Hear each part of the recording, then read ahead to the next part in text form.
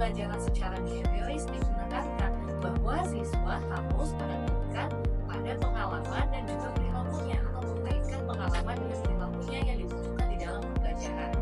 Nah, yang akan kita bahas pertama kali adalah classical conditioning. Classical conditioning ini pertama kali dikemukakan oleh ilmuwan bernama Ivan Pavlov. Ivan Pavlov mengatakan bahwa manusia bisa dikondisikan dengan stimulus yang netral yang sebetulnya tidak ditujukan untuk membangkitkan atau memunculkan perilaku yang memang tanpa syarat bisa. Sebelum kita lanjutkan, tekan subscribe, klik lonceng notifikasi, serta like, comment, and share. Assalamualaikum warahmatullahi wabarakatuh. Perkenalkan, saya Citra Wahyuni. Saya adalah dosen dari Prodi Psikologi Islam Fakultas Usuluddin dan Studi Agama UIN Raden Intan Lampung. Kepakaran saya adalah psikologi pendidikan, dan hari ini kita akan belajar mengenai pendekatan behavioristik dalam pembelajaran. Oke, baik, kita akan mendahului pembahasan kita dengan pembelajaran atau learning. Pembelajaran sendiri merupakan fokus utama dalam psikologi pendidikan. Mengapa demikian? Karena manusia yang memperoleh pendidikan biasanya pengetahuan, keterampilan yang lebih cenderung menetap dibandingkan manusia lainnya yang tidak mendapatkan pendidikan. Nah, dalam mendapatkan pendidikan terdapat beberapa pendekatan yang bisa dilakukan supaya manusia tersebut memperoleh informasi ataupun merubah perilaku. Pendekatan yang pertama adalah pendekatan behavioristik. Pandangan ini menekankan bahwa manusia dapat merubah perilakunya atau dapat mendapatkan pengetahuan melalui stimulus yang diberikan. Dalam pendekatan ini, manusia itu tidak dipengaruhi atau sangat minim sekali berpendapat bahwa terjadi mental proses dalam diri manusia, karena behavioristik memandang bahwa perilaku manusia itu harusnya yang terlihat, bukan mental proses seperti itu.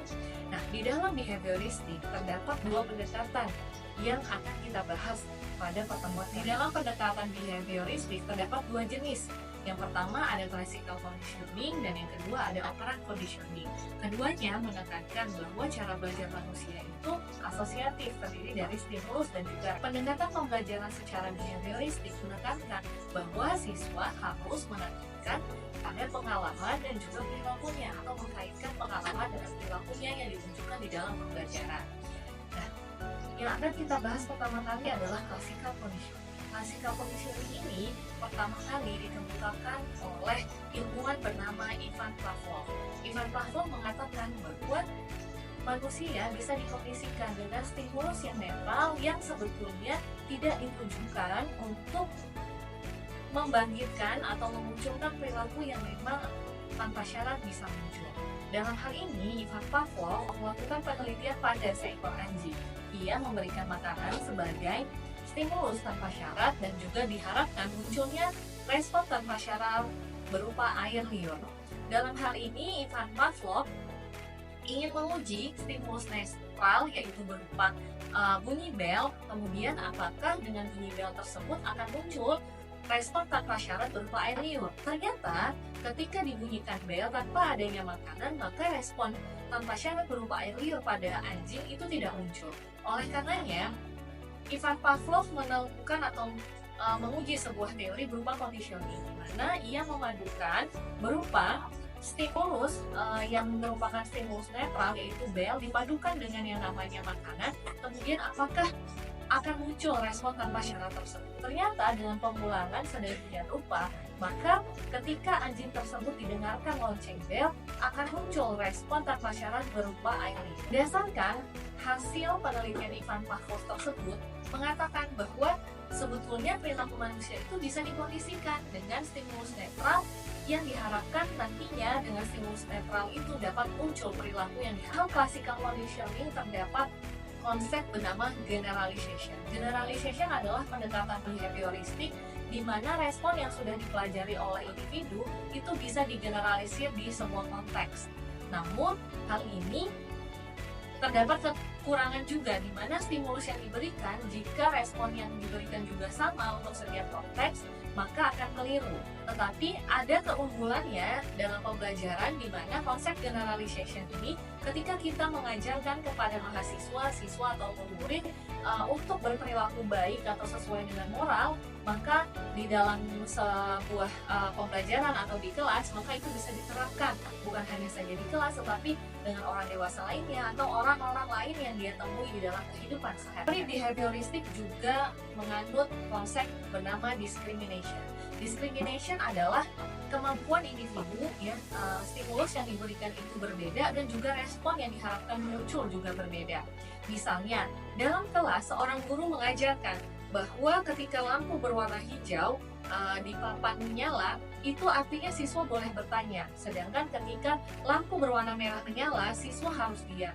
Seiring waktu, maka siswa bisa membedakan, mendiskriminasikan atau membedakan stimulus yang muncul tersebut. Sehingga ketika papan tersebut berwarna nyala warna merah, maka mereka akan diam. Sedangkan warna hijau, mereka akan bertanya. Melalui diskriminasi ini, siswa dapat memperkuat perilaku sesuai dengan yang diharapkan oleh guru, yakni ketika guru berharap siswa tersebut bertanya, maka mereka akan mengajukan pertanyaan. Ada systematic desensitization. Metode ini didasarkan pada pengkondisian klasik, yakni tujuannya adalah untuk mengurangi kecemasan. Pada awal mulanya, metode ini dikemukakan oleh psikolog bernama Wolbe. Wolbe menerapkan metode ini pada konteks kecemasan pada siswa, di mana siswa cenderung cemas dalam pembelajaran, sehingga Wolbe melakukan atau mengidentifikasi 3 tahapan. Yang pertama, identifikasi hierarki, yakni membuat daftar isu-isu ataupun stimulus-stimulus yang bisa memunculkan kecemasan pada diri siswa. Ada tahapan yaitu paparan bertahap. Paparan bertahap ini apa? Jadi stimulus itu tetap dimunculkan oleh guru, namun siswa belajar untuk meregulasi kecemasannya atau mengkontrol kecemasannya melalui latihan relaksasi tersebut. Ini selain dari pendekatan behavioristik adalah operant conditioning. Operant conditioning yang berusaha memunculkan perilaku yang diinginkan melalui konsekuensi. Konsekuensi ini dapat berupa penghargaan atau juga penghargaan atau yang disebut dengan reinforcement. Terdapat positive reinforcement dan juga negative reinforcement. Positive reinforcement adalah penguatan yang diberikan kepada individu ketika stimulus yang diberikan itu bisa memunculkan perilaku yang diharapkan. Sedangkan negative reinforcement adalah pemberian stimulus secara bertahap berkurang begitu ya, sehingga perilaku yang diharapkan juga dapat muncul. Selanjutnya terdapat punishment. Punishment adalah hukuman yang diberikan ketika perilaku yang tidak diharapkan justru muncul pada diri siswa atau murid.